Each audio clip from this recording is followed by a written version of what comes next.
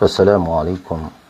wa rahmatullahi wa barakatuh. Wa alaikum assalam wa rahmatullahi. Nínú àwọn ọ̀sán ayé eléyìí tó lọ́lá jù iná ni àwọn ọjọ́ mẹ́wàá àkọ́kọ́ tí oṣù Dhul-Hijjah wà. Eléyìí tó sọ pé tí oṣù Dhul-Qa'dah tá wà nù rẹ̀ yìí tó ti wà lẹ́bàá òpin tó bá ti lè parí tá a bá ti wọnú oṣù Dhul-Hijjah ìjọ kìíní kejì kẹta kẹrin karùn kẹfà keje kẹjọ kẹsàn kẹwàá àwọn ọjọ́ mẹ́wàá yìí ọjọ́ ńlá gidigidi ni wọ́n lọ́dọ̀ Allahu Azza wa Jal. Torí ẹ̀ ni nígbà tí àwọn ọjọ́ yìí bá ti wọlé àwọn àdájọ́ kan rọ̀ mọ́ wọn. Nínú àwọn àdájọ́ tó rọ̀ mọ́ wọn náà ni pé gbogbo ẹni tó bá gbèrò láti pẹran léyà tí ó lọ fún hajj à ń fẹ́ kókóra ró jìnnà sí à ń gé nǹkan kan nínú ìkíkaná awọ ara tàbí irun ara. Eléyìí ó wá nínú ẹgbàá wa tó fẹsẹ̀ rinlẹ̀ títí dọ́dọ̀ Ànábì Muhammad sallallahu alayhi wa sallam. Ẹgbàá wa òun kò sọ pé ni tó bá ti rówó rẹran yàtọ̀ sẹ́ni tí ò tí ì rówó rà, gbogbo ẹni tó gbèrò láti pẹran ó gbèrò láti pẹran ó rọrùn kó jẹ́ pé ó ti ríra, kò ì tí ì ríra ó ní tí ó fi rà, ó sì rọrùn kó jẹ́ pé kò ì tí ì ríra ó lówó tí ó fi rà, kò tiẹ̀ lówó tí ó fi rà rárá àmọ́ ó gbèrò láti pẹran. Ìbá àjọkùnrin ìbá àjọbìnrin ńlọ bá gbèrò láti pẹran bẹ́ẹ̀ tó oṣù Dhul-Hijjah bá ti lè wọlé a ò gbọ́dọ̀ mú nǹkan kan nínú irun ara wa, èkíkáná tàbí awọ ara wa títí tá a fi wá pẹran léyà. ètò túmọ̀ sí pé láwọn ọjọ́ tá a wà nínú rẹ̀ nísìn ìgbàláyé wà fún yàn dáadáa. Ẹni tó fẹ́ rè kaná, ẹni tó ṣe pé ó fẹ́ mú nǹkan kan kúrò nínú irun ara eléyìí tọ́tọ́ lábẹ́ òfin ṣẹ̀ríà wípé ká mú kúrò, ẹni tó sì fẹ́ gé nǹkan kan kúrò nínú awọ ara rẹ̀ òní tàbí ọ̀la a lè ṣe bẹ́ẹ̀ àti ìmọ̀ntọ́tún lọ́sọ̀. Rọ́tún lálẹ́ jẹ́ ọjọ́ kìíní tá à ń sọ nínú ọjọ́ mẹ́wẹ̀ẹ̀wá náà ó sì lè jẹ́ pé ìjọ mẹ́rin ni ó padà já sí. Ètò túmọ̀ sí wípé ìwọ tó gbèrò láti pẹran láti dà yìí tó bá fẹ́ gẹrun orí rẹ̀, láti dà yìí tó bá fẹ́ ṣerun orí rẹ̀ lóbìnrin, bẹ́ẹ̀ náà ni a fẹ́ gé ìkíkaná wa káti gé. Àwọn ẹni tó ń lọ ṣiṣẹ́ hajj àtàwọn tá a wà ń lé láti ìgbà tí oṣù yìí bá ti bẹ̀rẹ̀ à ń fẹ́ ká máa ṣe takbiratun mutlaqa. Takbiratun mutlaqa ọ̀nà ni ká máa ṣe Allahu akbar, Allahu akbar, Allahu akbar, la ilaha illa Allahu, Allahu akbar, Allahu akbar walillahil hamd. Ká máa wí ní gbogbo ìgbà lópin ìgbà tó bá ṣe pé ibi tá a wà kìí ṣe ibi tí ṣẹ̀ríà tó ti sọ pé a gbọ́dọ̀ dárúkọ Allahu níbẹ̀, a sì sí nípò tí ṣẹ̀ríà tó sọ pé a gbọ́dọ̀ dárúkọ Allahu níbẹ̀. A máa wí lẹ́ni tí ń gbóhùn sókè lọ́nà tó ṣe pé yóò máa jẹ́ ìrántí fẹ́ni tó ti gbàgbé, ìkọ́nilẹ́kọ̀ọ́ fẹ́ni tí kò mà. Allahu akbar, Allahu akbar, Allahu akbar, la ilaha illa Allahu, Allahu akbar, Allahu akbar walillahil hamd. Eléyìí ni àwọn nǹkan tí a fẹ́ ká máa wí lásìkò yìí. Nínú ẹgbàáwọ̀ ọ̀rọ̀ Ànábì Muhammad sallallahu alayhi wa sallam fi yé wa lẹ́gbàáwọ̀ ọ̀rọ̀ tó fẹsẹ̀ rinlẹ̀. Wọ́n ní kò sí ọjọ́ ayé kan eléyìí tó jẹ́ pé iṣẹ́ rẹ̀ tí ẹrú bá ṣe máa jẹ́ nǹkan tó lọ́wọ́ nífẹ̀ẹ́ sí tó èyí tá a bá ṣe lọ́jọ́ mẹ́wàá àkọ́kọ́ ìbẹ̀rẹ̀ nínú oṣù Dhul-Hijjah. Àwọn sàhábà wa ní wala al-jihadu fi sabilillah, kódà ṣé ká jagun sójú ọ̀nà Allah náà kò lọ́lá tó. Ànábì ní wala al-jihadu fi sabilillah, àyàfi ẹni tó jẹ́ ipò jáde ńlé lọ́ọ́ jagun tí ò mú nǹkan kan bọ̀ wálé nínú ẹ̀mí àti dúkìá tó mú lọ tó kú sójú ogun. Eléyìí ló lè lọ́lá rú sẹ́ẹ̀rì téèyàn bá rí ṣe nínú ọjọ́ mẹ́wàá àkọ́kọ́ yìí. Nínú ẹgbàá wa mi Ànábì sallallahu alaihi wasallam ní ẹ máa ṣe subhanallah lọ́pọ̀lọpọ̀, ẹ máa ṣe Allahu akbar lọ́pọ̀lọpọ̀, ẹ máa ṣe alhamdulillahi lọ́pọ̀lọpọ̀. Eléyìí náà la wá padà túmọ̀ sí ká máa sọ wípé Allahu akbar, Allahu akbar, Allahu akbar, la ilaha illa Allahu, Allahu akbar, Allahu akbar walillahil hamd òun náà la máa wí lọ́pọ̀lọpọ̀ lásìkò tá a wà nínú rẹ̀ yìí. àwọn sí olóore míì náà ta tún lè ṣe ká mójútó sọ̀láàtì wa ní gbogbo ìgbà ká jẹ́ ẹni tó ṣe wípé a máa tọrẹ lọ́pọ̀lọpọ̀ fẹ́ni tó bá ní bùkátà ká sì jẹ́ ẹni tó ṣe wípé a mójútó àwọn àjọsìn wa eléyìí tó ṣe wípé à ń mójútó tẹ́lẹ̀ náà ká tún máa fi náfìlà ká máa fi kún. ẹni tó bá ní agbára láti lọ sí umrah ó ń bẹ nínú sí olóore ẹni tó ló bá sì ti ṣe ní rọrùn fún ó ti bọ́dì sí Mẹ́kà láti lọ ṣiṣẹ́ hajj ọ̀kan nínú sí olóore tá a fẹ́ ká lọ àsìkò fún náà. ní àsìkò yìí báyìí à ń fẹ́ kó jẹ́ pé mùsùlùmí ó mójútó àwọn dáadáa ní ṣíṣe ẹni tí ó bá ní agbára láti ṣe àwọn dáadáa yìí kó ṣe kọ́pọ̀ kó sì jẹ́ káníyàn òun kó dáa lórí àwọn dáadáa tí bá ń ṣe. wáyé o a máa wá ṣe Allahu akbar Allahu akbar Allahu akbar la ilaha illallah Allahu akbar Allahu akbar walillahil hamd àní fìgbà kan dá dúró títí tí ó fi di àárọ̀ ọjọ́ Àrafà. tó bá ti wá di àárọ̀ ọjọ́ Àrafà yìí à ń fẹ́ wípé ká bẹ̀rẹ̀ takbiratun muqayyada àwọn Allahu akbar tó ní í ṣe pẹ̀lú ẹ̀yìn sọ̀láàtì kọ̀ọ̀kan yóò bẹ̀rẹ̀ láti ẹ̀yìn àṣùbàjọ́ Àrafà. ọ̀rọ̀ oríṣiríṣi ló wá lẹ́nu àwọn olùmọ̀ wọ́n bẹ nínú ẹni tó sọ pé lẹ́yìn àṣùbàjọ́ Àrafà lábẹ̀rẹ̀ wọ́n bẹ nínú ẹni tó sọ pé lẹ́yìn sọ̀láàtì dhuhr lọ́jọ́ ọdún lábẹ̀rẹ̀ ṣùgbọ́n lẹ́yìn ìgbà tá a ṣàgbéyẹ̀wò gbogbo àwọn ọ̀rọ̀ tó ń sọ eléyìí tó tẹ̀wọ̀n lẹ́rìí jù ń lè tó lábẹ̀rẹ̀ láti ẹ̀yìn àṣùbàjọ́ Àrafà. tá bá ti parí àṣùbà lọ́jọ́ tá a mọ̀ síjọ́ Àrafà àtìgbà yẹn láti bẹ̀rẹ̀ sí ní ṣe Allahu akbar Allahu akbar Allahu akbar la ilaha illallah Allahu akbar Allahu akbar walillahil hamd Allahu akbar Allahu akbar Allahu akbar la ilaha illallah Allahu akbar Allahu akbar walillahil hamd. awi bẹ́ẹ̀ náà lẹ́yìn ìgbà tá a bá parí sọ̀látù dhuhr lọ́jọ́ Àrafà lẹ́yìn sọ̀látù al-asr lọ́jọ́ Àrafà lẹ́yìn sọ̀látù al-maghrib lọ́jọ́ Àrafà lẹ́yìn sọ̀látù al-isha lọ́jọ́ Àrafà bẹ́ẹ̀ náà láṣẹ lọ́jọ́ kejì tọ́jọ́jọ́ ọdún bẹ́ẹ̀ láṣẹ níjọ́ kejì ọdún ìjọ́ kẹta ọdún ìjọ́ kẹrin ọdún á parí nígbà tá a bá ṣe sọ̀látù al-asr níjọ́ kẹrin ọdún.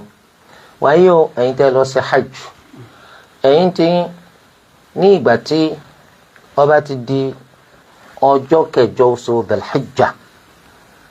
tó jẹ́ pé ara ọjọ́ kẹwàá àkọ́kọ́ oṣù Dhul-Hijjah yìí náà ni ẹ lọ sí Mínà lọ́jọ́ yìí ẹ gbé ihram fẹ́ni tí bá ń ṣe hajj tamattu' wípé ẹ fẹ́ ṣe hajj nìsín tí hajj tó bá wọnú umrah tá a ti kọ́kọ́ ṣe àdàpọ̀ rẹ̀ là ń pè ní tamattu' ẹni tó ti kọ́kọ́ ṣe umrah kó tó wá di kó ṣe hajj ìjọ náà lẹ́dà níyàn ẹ gbé ihram láti lẹ́yìn ó ṣeé ṣe kó jẹ́ pé wọ́n ti kó yín lọ sí Mínà kó tó di ọjọ́ kẹjọ yìí wọ́n máa ń kó wọn lọ ní ọjọ́ keje ní ìsìn kó tó di ọjọ́ kẹjọ nítorí pé wọ́n fẹ́ fi sá fún dídí tójú ọ̀nà máa ń dí tó bá yẹ pé ọjọ́ keje ni wọ́n bá ti kó yín kúrò ní Mẹ́kà lọ sí Mínà ẹ gbọ́dọ̀ gbé ihram ẹ̀yin tẹ́ ń ṣe tamattu ẹ̀wù yín tẹ́ ń wọ̀ náà lẹ́wọ̀ gbàtẹ́ bá wá dé Mínà ní ọjọ́ kẹjọ yín ìgbà náà lẹ́wàá wẹ̀ ẹ wẹ̀ ìwẹ̀ al-ihram ẹ wá gbé ihram gẹ́gẹ́ bẹ́ẹ̀ ṣe ṣe ní ṣáájú kó tó di pé ṣe umrah ẹ wá dá níyà pé ẹ fẹ́ ṣe hajj labbayka hajjan labbayka hajjan labbayka allahumma labbayk labbayka la sharika laka labbayk innal hamda wan ni'mata laka wal mulk la sharika lak. Mínà lẹ́ẹ̀ máa bẹ ní ọjọ́ kẹjọ yìí ibẹ̀ lẹ́ẹ̀ ti ṣe sọ̀láàtù dhuhr sọ̀láàtù al-asr maghrib àti ìṣà gbogbo sọ̀láàtì kọ̀ọ̀kan lákòókò rẹ̀ ṣùgbọ́n eléyìí tó bá jẹ́ rákà mẹ́rin nínú àwọn sọ̀làwátì bíi dhuhr asr àti ìṣà Olúwa ṣe ìdẹ̀kùn fún yín pé kẹ́ ẹ máa ṣe rákà méjì méjì nígbà tẹ́ wà ní Mínà tó bá ti wá di pé ilẹ̀ mọ́ lọ́jọ́ kẹsàn-án tí í ṣe jọ́ Àrafà ẹ ṣe àṣùbà ní Mínà ní ìgbà tí ẹ bá parí àsùbá tán tílẹ̀ bá di pọ́ mọ́ kedere tó di pọ́ òrùn yọ ẹ gbéra kúrò ní Mina ẹ mórílé Arafa ẹ sì ní yé ṣe labbaik Allahumma labbaik labbaik la sharika laka labbaik innal hamda wan ni'mata laka wal mulk la sharika lak. wáyé o ọjọ́ kẹsàn-án yìí òun gangan ló ṣe àkójọpọ̀ orígun ńlá tó jẹ́ ti ṣe hajj tó mú Ànábì sallallahu alayhi wa sallam sọ pé alhajju Arafa ìdúró Arafa gan ni hajj torí ẹ lọ sí Arafa ẹ sì rí i pé ó dájú pé inú Arafa lẹ́wà àti mọ eléyìí rọrùn fún gbogbo ẹni tó bá wà ń bẹ̀ tó bá lójú ẹ rí i pé ìjọba Saudiya wọ́n gbìyànjú láti jẹ́ pé gbogbo ẹnu àlà Arafa iná ni wọ́n ṣe àmì sí wọ́n wá kọ sí ara àmì kọ̀ọ̀kan wípé ìbẹ̀rẹ̀ Arafa ló wà yìí tó bá tún débi tí ó ti parí ìparí Arafa ló wà yìí bó sì ti ṣe ń lọ tẹ́ gbéra láti Mina wọ́n máa sọ fún yín pé Mina tán níbí tó bá ti rí Mina tán níbí ló tún rí àmì tó sọ fún ọ pé Muzdalifa bẹ̀rẹ̀ ń bí nígbà tẹ́ bá tún fẹ́ jáde kúrò Muzdalifa yóò sọ fún ọ pé Muzdalifa tán bí ó sì tún rámì kan lẹ́gbẹ̀ẹ́ rẹ̀ tó sọ pé Àràfà bẹ̀rẹ̀ ń bí Allahu Akbar. so lọ́jọ́ kẹsàn-án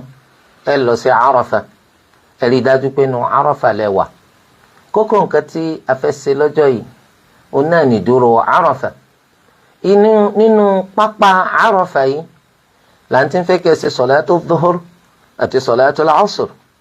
mọ́sálásí ńlá kan bẹ ní pápá Àràfà à ń pè ní Masjidu Namira mọ́sálásí yìí ẹ mẹ́jọ jẹ́ pé kìí ṣe àárín àwọn ẹni tó kó yín lọ sí hajj lẹ dúró nítorí pé ọ̀pọ̀lọpọ̀ fẹ́ràn karambani wọ́n lè sọ pé inú mọ́sálásí làwọn fẹ́ lọ mọ́sálásí nǹkan gbọ́ ó pín sí méjì ìdajì mọ́sálásí yẹn wà nù Àràfà ìdajì wà lóde Àràfà àwọn èèyàn tó wá wọnú mọ́sálásí ò ní ṣàkíyèsí kódà nínú mọ́sálásí ó rí tán tó sàmì sí ike bí o Àràfà ibi òde Àràfà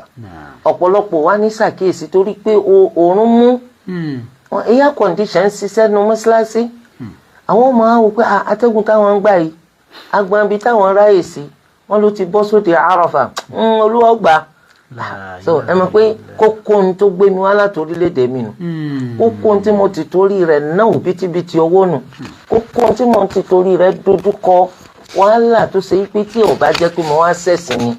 ẹlòmíì àrò pé ẹlòmíì lè farada so ń wàá jẹ́ kí gbogbo ọ lọ lásán torí air condition kọ́ condition yà ni ó yẹ kó o gbìyànjú láti rí i pé inú Àràfà ló wà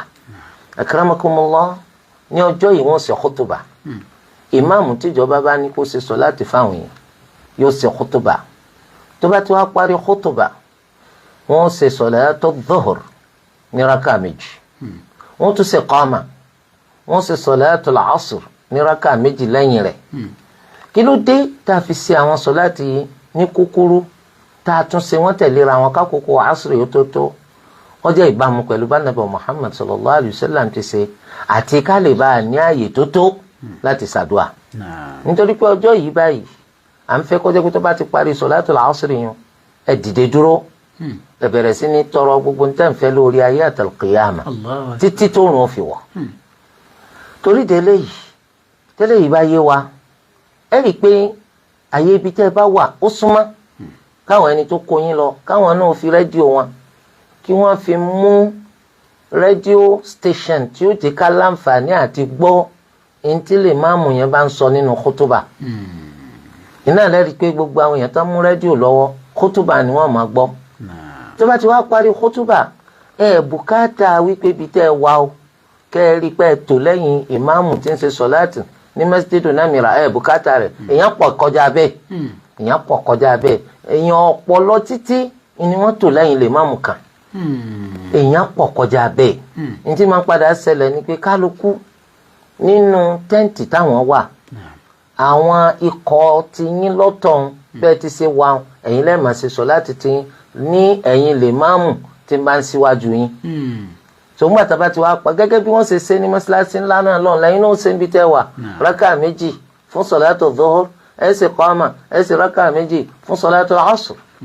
tó bá ti wá parí oníkálukú ó dúró yóò máa ṣàdúà nínú hadith anabi muhammad sallallahu alayhi wa sallam oní afdalu du'a du'a yawmi arafa wa khayru ma qultuhu ana wan nabiyyuna qabli la ilaha illa allah wahdahu la sharika lahu lahul mulk wa lahul hamd wa huwa ala kulli shay'in qadir. àdúà eléyìí tó lọ́lá jù wọn làdúà jọ Àrafà nítorí wàá lóore jù tèmi àtàwọn ànábì tó síwájú mi ṣe ládùà lọ́jọ́ Àrafà yìí tá à ń sì ń fẹ́ kí gbogbo mùsùlùmí ó máa ṣe ládùà lọ́jọ́ Àrafà yálà ẹni tó lọ sí hajj àbẹ́ni tí ò lọ sí hajj tó wà ń lé òun náà ní la ilaha illallah wahdahu la sharika lahu lahul mulk wa lahul hamd wa huwa ala kulli shay'in qadir. eléyìí la fẹ́ ká máa ṣe ládùà pípọ̀ jù lọ́jọ́ Àrafà yìí kásì jẹ́ni tí ń ṣe ní dúró tó bá jẹ́ pé a ní nǹkan ọ̀gùn tó jẹ́ abẹ̀mí bíi ràkúnmí ẹṣin kẹ́tẹ́kẹ́tẹ́ tó bá kórì rẹ̀ la bá wà kò burú ká jókòó lórí rẹ̀ ìdájọ́ sọ wípé ẹni tó bá jókòó lórí nǹkan ọ̀gùn tó jẹ́ abẹ̀mí orí ìdúró ló wà ṣùgbọ́n ẹni tó ṣe wípé orí nǹkan ọ̀gùn tó jẹ́ lẹ́ńjìnì inú rẹ̀ ló bá jókòó sí ìjókòó ló wà torí àwa lọ jókòó sínú mọ́tò òjókòó ni o wọ́n ní kó o dìde dúró torí ẹ̀ àwọn ò lẹ́sìn àní kẹ́tẹ́kẹ́tẹ́ àní bàákà eléyìí tá a gbé lọ tàbí ràkúnmí orí ẹsẹ̀ wa ládùúró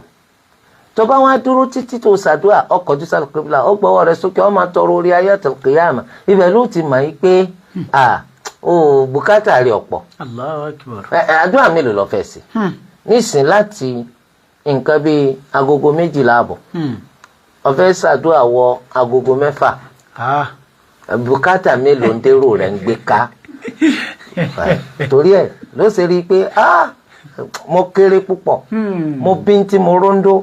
torí gbogbo nǹkan tó Ọlọ́run wá náà nísìn tá a bá fún ọ ní 30 ìṣẹ́jú àwítúnwí ló tún kù so torí ẹ̀ tó bá rí i pé ó ti sú ọ o máa ń tó fẹ́ tọrọ má tọrọ fáwọn ìyá rẹ tọrọ fáwọn bàbá rẹ tọrọ fáwọn ẹ̀gbọ́n rẹ tọrọ fáwọn àbúrò rẹ tọrọ fáyé rẹ tọrọ fọ́run rẹ tọrọ fún sẹ́ǹsì rẹ subhanallah ó tún sọ gbogbo ẹ̀ náà fún wákàtí kan àsìkò tó tún kù ló tún lọ rẹ́gẹ́dẹ́ yìí a sì fẹ́ kó o jókòó ó bá ti rẹ̀ ọ́ jókòó kó o dìde padà ó bá ti sinmi díẹ̀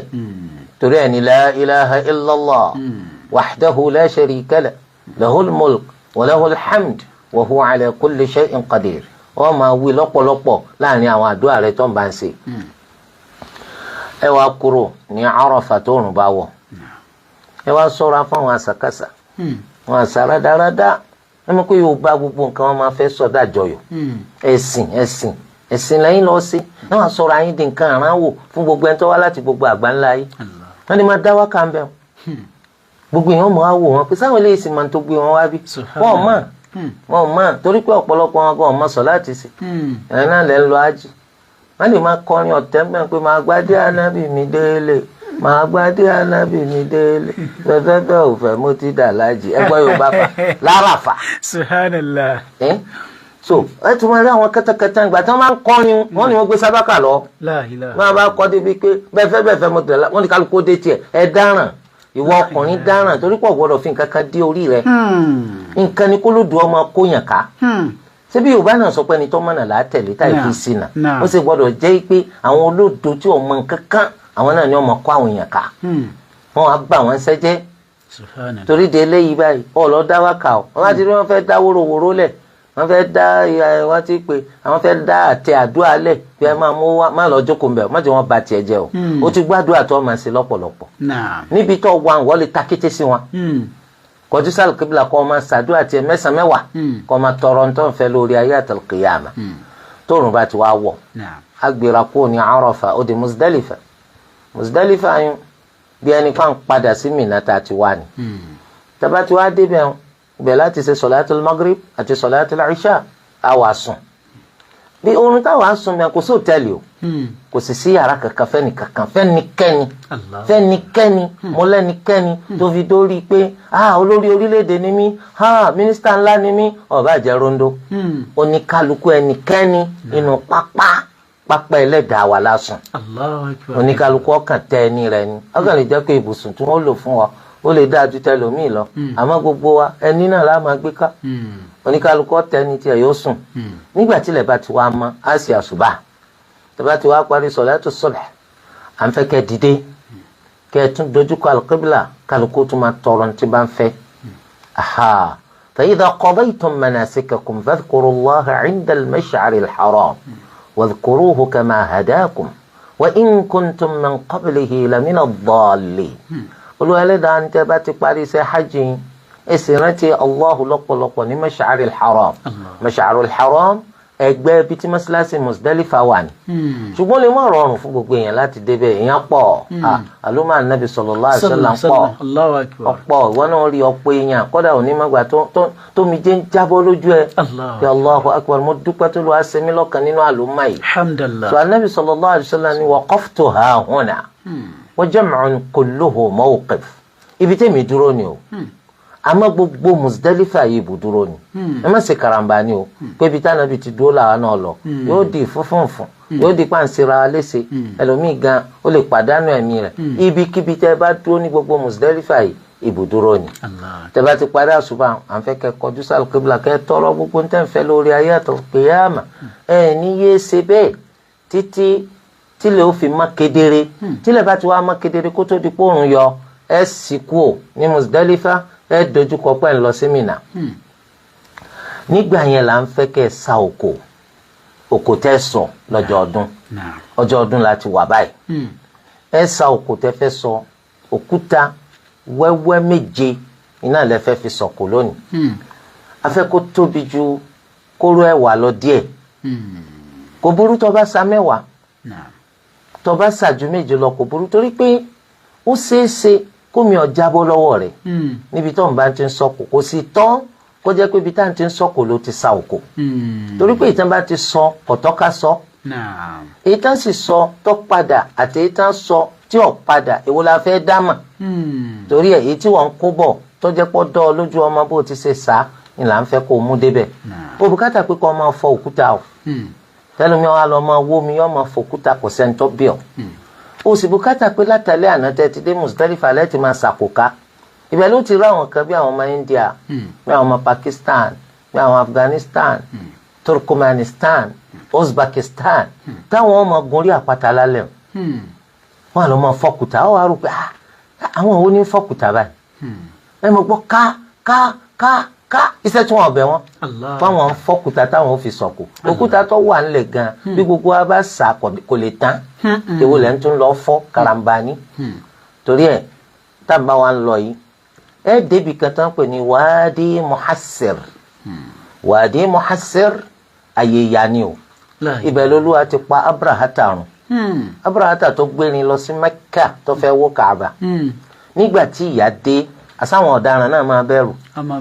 nígbà tí ìyà dé tó ló rán tayran ababil ẹyẹ kọ̀ọ̀kan pẹ̀lú àkàrà olóró láti inú náà sí jíìl tólúwa ti sàmì sí àkàrà olóró tèèyàn kọ̀ọ̀kan wípé ẹyẹ yìí ó lágbájá àkàrà olóró tiẹ̀ tó gbé lọ àfànjá rẹ̀ lágbájá ní ọ̀jàlù ẹnìkan nù ò sì lè sá ma lọ́wọ́ Olúwa ga púpọ̀ ọkọjá bàálù ogun tí wọ́n fi ń yin àfànjá ẹ mọ̀ pé wọ́n lè sẹ́ẹ̀tì ẹ̀kọ́ kọ́tà sí àmẹ́lẹ́ yìí ó kú bí tó sàwọ̀ Abrahata wa sá ẹ̀yin náà ó rí ibi tó ti sá ẹ wo ibi tó dé nígbà tí kú dé wọ́n sá látòdì Mẹ́kà ó ti wá tún sá dé Mínà ó tún ti fi Mínà lẹ̀ ó fẹ́ wọ Muzdalifa lẹ́yẹ rẹ̀ bá ibẹ̀ ló ti wá rí ìparun tiẹ̀ Ànábì sallallahu alaihi wasallam tẹ́ ẹ bá débi tó lùwà ti pa àwọn kan run ẹ yára kó ń bẹ̀ torí à ń fẹ́ kó jẹ́ pé tẹ́ bá rìn débẹ̀ kó tètè yára báyìí bá ṣe gbọ́ sí èèyàn pọ̀ àmọ́ báyìí bá ṣe gbọ́ sí ọ̀ yára ẹ wá ní báwo la ṣe dàmà kìí ṣe ìlú wa ọ̀ dàmà ìlú rẹ̀ náà ni ìlú Islam ìlú rẹ̀ náà ni àwọn tó ń ṣe àkóso ní Mẹ́kà yìí wọ́n gbìyànjú gan ẹ rí i pé bẹ́ẹ̀ máa ṣe ń lọ wọ́n máa sàmì sí pé ibi báyìí lẹ ti dé báyìí wọ́n kọ́ lédè Lárúbáwá wọ́n tún wá kọ́ ní transliteration tó yẹ pé tó o bá gbọ́ Lárúbáwá tó o kàn máa àtọ́ ma wọ́n ti pè abidi èdè míì kódà kó má jẹ́ ti Yorùbá abidi èdè míì kódà kó má jẹ́ English abidi èdè míì kódà kó má jẹ́ French àmọ́ kàn má abidi àmọ́ ọmọ nǹkan kà ó rí tán kọ wadi muhassir wadi muhassir wọ́n bẹ̀rẹ̀ pẹ̀lú WADI wadi muhassir so o ti gbọ́ nísìn wọn náà bá ti rí o ti mọ̀ ibi tí wọ́n ń wí ni so eléyìí túmọ̀ sí wípé tẹ́ bá ti débẹ̀ yára ẹ bá dé Mínà ẹ tún máa lọ náà ni ẹ ní yé ṣe labbaik allahumma labbaik labbaik la sharika laka labbaik innal hamda wan ni'mata laka wal mulk la sharika lak eléyìí takò ọ̀rọ̀ apá kan nínú àwọn olùmọ̀ bí Imam wa Malik tó ń sọ pé tá bá ti parí ìdúró Arafa labbaika ti tán kò tí tán a máa ṣe labbaika yẹn lọ torí pé sàhábà sọ pé ànábì yóò ṣe labbaika títí tó fi débi tó ti fẹ́ sọ̀kò lọ́jọ́ ọdún ìgbà tó bẹ̀rẹ̀ sí ní sọ̀kò ní labbaika tán ìrántí kan tán omi ìgbà yìí rẹ̀ nígbà tó bẹ̀rẹ̀ sí ní sọ̀kò ànábì sallallahu alaihi wasallam tó bẹ̀rẹ̀ sọ pé Allahu akbar Allahu akbar Allahu akbar títí tó fi sọ̀kò méje tó bá ti dé Mínà yẹn ẹ rí ibùsọ̀kò kékeré ẹ má sọ̀kò ń bẹ̀ ẹ rí èkejì títa àárín ẹ má sọ̀kò ń bẹ̀ ti parí tó tóbi jù là ń lọ lónìí lọ́jọ́ ọdún ìbẹ̀lẹ̀ tí wàá sọ̀kò méje ọjọ́ ọdún yẹn là ń pè ní yawmul hajjil akbar ọjọ́ hajj tó tóbi jù tẹ́ bá ti wàá sọ̀kò ní ibùsọ̀kò ńlá yẹn à ń fẹ́ kẹ́ pẹran tẹ́ bá ti pẹran ẹ ti ṣiṣẹ́ méjì nínú mẹ́rin ìgbàláyè ti wà fún yín kẹ́ bọ́ sọ ihram yín lẹ́yìn rẹ̀ ẹ fárí obìnrin à ń fẹ́ kó dín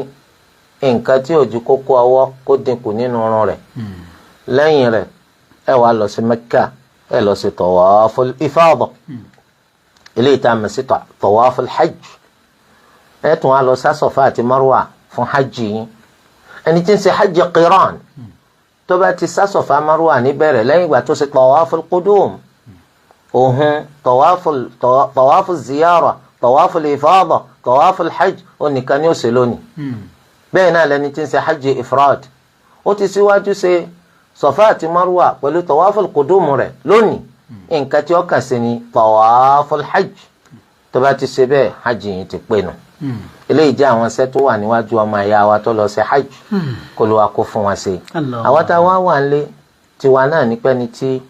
ọba pẹran léyà lọ́jọ́ ọdún léyà tí ó pẹran tó gbèrò láti pẹran kó má gé kaná rẹ̀ o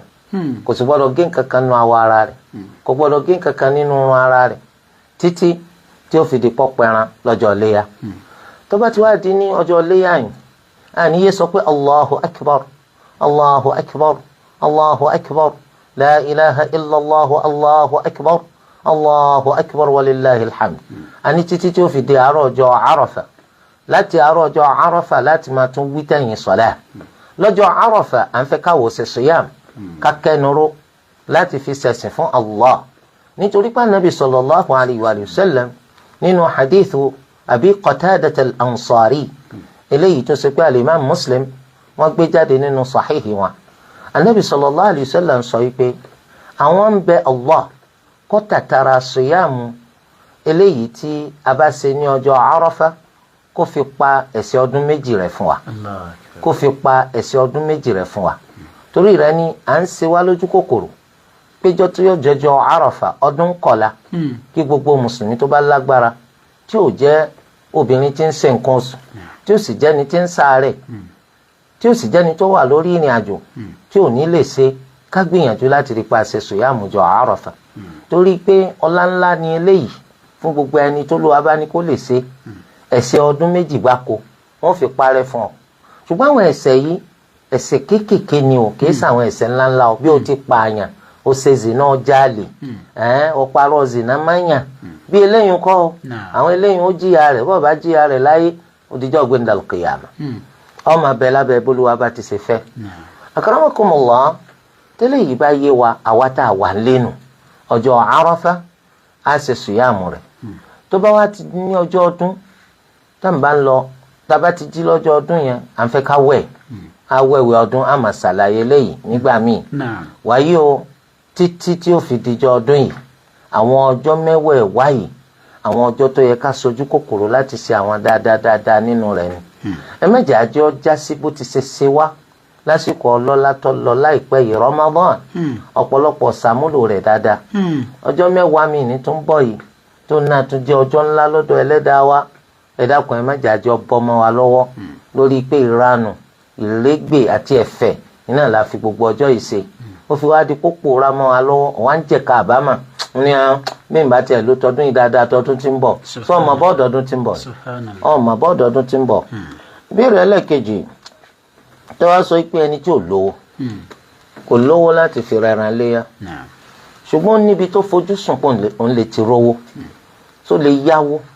kó fi wá pẹran léyà nìsín nígbà tí owó tó fojú sùn pé òun ò rí bá bọ́ sí kó sanwó olówó ẹ̀tọ́ wa ni ó ti dánrù rẹ̀ wò lẹ́sìn ṣùgbọ́n ibi tó rò pé òun ti rówó kò tètè bọ́ sí ó di tíkọ́tíkọ́ ẹni tó yáwó lọ́dọ̀ rẹ̀ padà di ẹni tí ń kàn lábùkù kó tó di pórówó san eléyìí túmọ̀ sí pé kò yẹ kó yáwó kí ló fẹ́ yáwó sí owó tí ò dájú lọ fẹ́ gbára lé yá ìtọ́ dájú ó fẹ́ gbowó tó dájú lọ́dọ̀ ẹni tí ó yọ ó wá fojú sówó tí ò dájú láti pé ló fi san padà ìgbà tó fojú sí pé òrówó tó bá rí ńkọ́ ọ̀nà dà téèyàn fi tẹ́ ọ̀nà dà téèyàn fi kábùkù òfin ṣẹ̀ríà sì sọ wípé ẹni tó lẹ́tọ̀ọ́ gbà lọ́dọ̀ wa a fún láǹfààní àti lè sọ̀rọ̀ ẹ̀hìn bá wọn ń sọ̀rọ̀ tí ń tu wọn ni tẹ́mi lọ ń sọ̀rọ̀ sí ìwọ owó ó wúra rẹ ni ìwọ tó fúyẹ́ burúkú tó ń pọ̀ owó so nítorí délé ẹran náà dà ẹran tó ti jẹ tó ti bùnyàn tó ti fi ṣe sàrà so ní ìsìnkọ̀ sẹ́ran owó ńkọ́ ìsìn bẹ́ẹ̀ sẹ́mi kọ́ lómi gan ìpáyà Allah ó máa ń kó lára àwọn tó bá ti yáwó tán wọ́n máa sọ pé kí ni kókó owó nǹkan náà ní ìsìn ń bọ̀ lọ́wọ́ ẹ mọ̀ pé eléyìí àṣà àwọn olè nu máyàwó tó o bá ti mọ̀ pé kò dọ́ ọ lójú ipò òrówó olówó san lásìkò tó dá máyà àmọ́ tó bá dọ́ ọ lójú tó o mọ̀ pé insha Allah wàá rówó yìí wàá sì san kò sí ní tó burúkọ yáwó pẹ̀ràn léyà lẹ́yìn ìjà bó sojú. Jazakumullahu kulla khair ya sheikh fi dunya wal akhirah kò sí ohun tá a lè fi jàrọ adúrú ìṣítí ìdánilẹ́kọ̀ọ́ yìí àfikún akọ́bà sẹ̀sọ́ lórí fún yín láyé àti ní alìkíyàmá jazakumullahu khairan sheikh lábẹ́ ìbéèrè lábẹ́ àwọn àlàyé tẹ́tí bá wa ṣe ìbéèrè tó yí ọjọ́ yọ́n bíbẹ̀ ní pé àwọn tó bá wà ní arọ́fà ní ọjọ́ arọ́fà yìí ǹjẹ́ ìgbàláyè wà fún àwa tí a bá wà ní ilé láti máa pè wọ́n àbí ṣé ìgbàláyè wà fún àwọn náà tán bẹ lọ́hùn láti máa pe lágbájá hello mo ní nǹkan ṣe ọ́ ni pé mò ń rántí rẹ nínú àdúrà mi lọ́wọ́lọ́wọ́ báyìí nǹkan ṣé àwa náà sì lẹ́tọ̀ọ́ àti máa pè wọ́n pé lágbájá bẹ́ẹ̀ ṣe wà ní arọ́fà lónìí dákun rántí mi nínú àwọn àdúrà yín tí ẹ bá ń ṣe lọ́hùn o. alhamdulillah àkọ́kọ́ mùsùlùmí pé mùsùlùmí ní gbogbo ìgbà kò sí nǹkan tó burú ń bẹ̀ ṣùgbọ́n ká má sọ iṣẹ́ hajj dèrè ìwọ tó lọ síṣẹ́ hajj ó bùkátà láti máa fi yé ẹni tó ń ṣàdúrà fún wípé máa ń ṣàdúrà fún ọ kárí mi wọ bẹ̀nu ẹni tí bá ń ṣe àdúrà fún ọmọ ìyá rẹ̀ tí sì ń fẹ́ kádùá yọ gbà ìlànà tẹ́sìn Islam fi lélẹ̀ ní pé kó o ṣàdúrà fún lọ́nà tí ò ní mà pípọ̀ ń ṣàdúrà fún nítorí pé owó ọ̀yà pọ̀ ṣàdúrà fún o ní bùkátà sáti gbà lọ́dọ̀ rẹ̀ ẹ̀sìn ni wọ́n ń ṣe fún Allah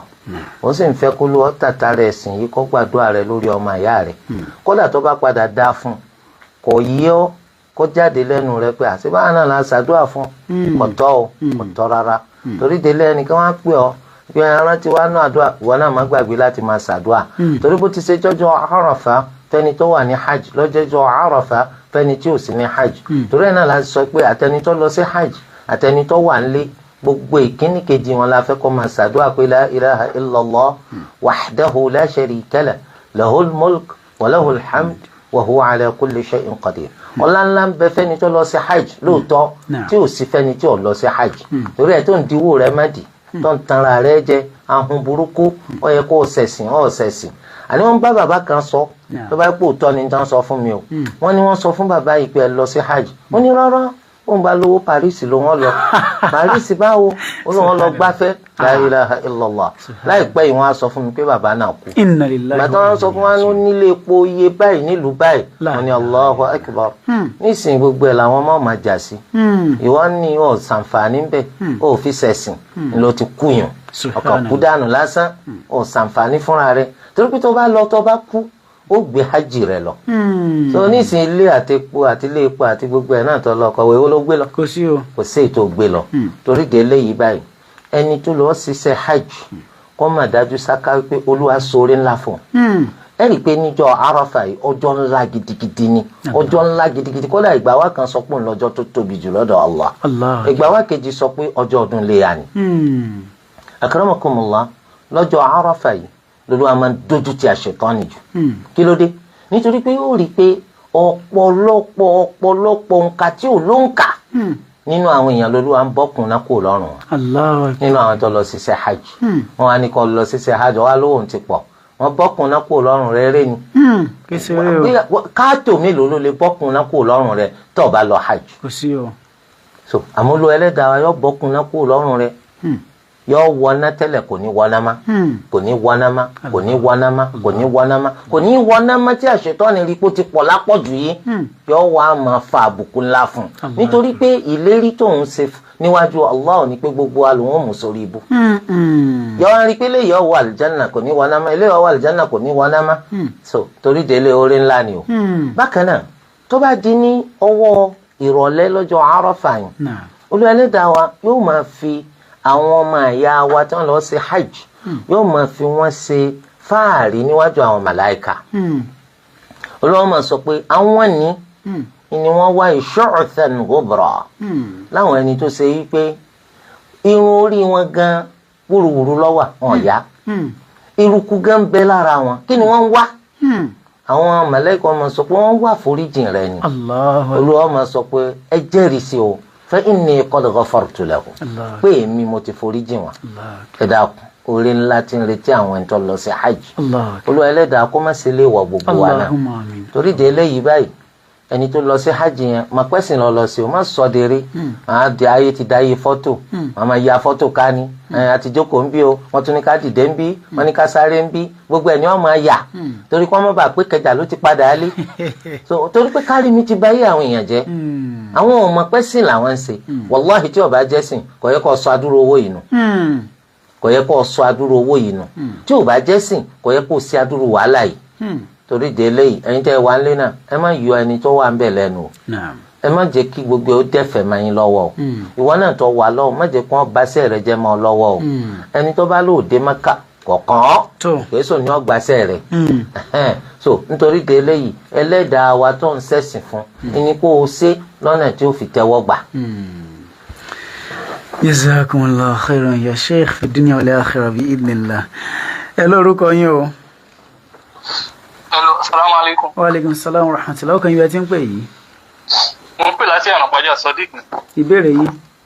So ìbéèrè mi ni pé Ọlọ́run kádàrá pé mo ríṣẹ́ state government ní Lagos State, iṣẹ́ teaching. So àwọn ọ̀dọ́ kan wá advice mi pé ti join the cooperative pé wọ́n máa yọ pé màá jọ ṣàgbé wọn máa yọ díẹ̀ nù salary. Wọ́n fẹ́ bèèrè pé báwo ni ṣé ìyẹn náà ṣó lọ nínú Islam pé bẹ́ẹ̀ lọ́ba mi ṣàlàyé. àkọ́kọ́ cooperative tó wọ̀ nítorí pé àǹbá ń ṣiṣẹ́ pípé ní cooperative kọ́ lọ sọ́dẹ̀tọ̀ nǹkan lọ sọ́dẹ̀ wọ̀ báwo ni wọ́n ti ṣe ń ṣe cooperative. àlàyé lẹ́yìn ló ṣe torí pé àwọn ò sí fún pé kákan máa ṣe àwọn èèyàn lọ́nà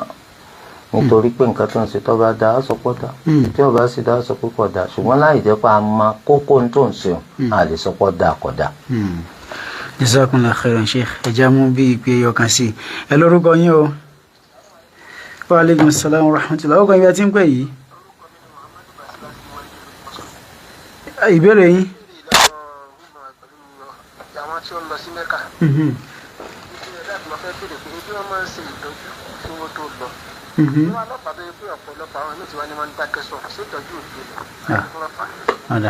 alhamdulillah ẹni tó bá kú sí Mẹ́kà àbó kú sí Al-Madina ń yà yín lẹ́nu pé bó ló ṣe kú tó bá wà nílé ńjọ́ tó kù náà ni ó kú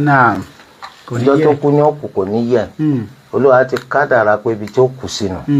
sẹ́wọ̀n kéèyàn kú lé náà àwọn torí kò tí ì kàn yín kò tí ì kàn yín mọ́ tó bá kàyàn lèèyàn máa mọ̀ pé èèyàn kú so ẹni tó lọ sí Mẹ́kà yín kò ṣàì gbádùn ẹni tó lọ sí Mẹ́kà yín àárẹ̀ ò sí ṣùgbọ́n jọ kú tiẹ̀ ló pé nítorí ẹ̀ la ṣe sọ pé tó ń bá ń lọ má jẹ gbèsè má jẹ́ ẹni tó dìyàn ánú lọ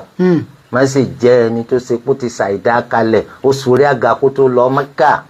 ó lè má padà wá kì í ṣe nítorí kí wọ́n máa kú lọ́hùn ó lè jẹ́ pé bẹ́ẹ̀ lọ́jọ́ kú tiẹ̀ ti pé èèyàn lọ sí Amẹ́ríkà kó kú ni àìmọye èèyàn lọ sí London kó kú ni rẹ́gẹ́dẹ́ à ń sọ lẹ́yìn jẹ́ ẹni tó lọ South Africa náà tó kú láì jẹ́ kí wọ́n lù pọ́npọ́n ìbọ́jọ́ kú tiẹ̀ ló kú ọjọ́ bó ti ṣe jẹ́ paracetamol mélòó láàmú tàbí ní kú kò sí paracetamol náà jazakumullah.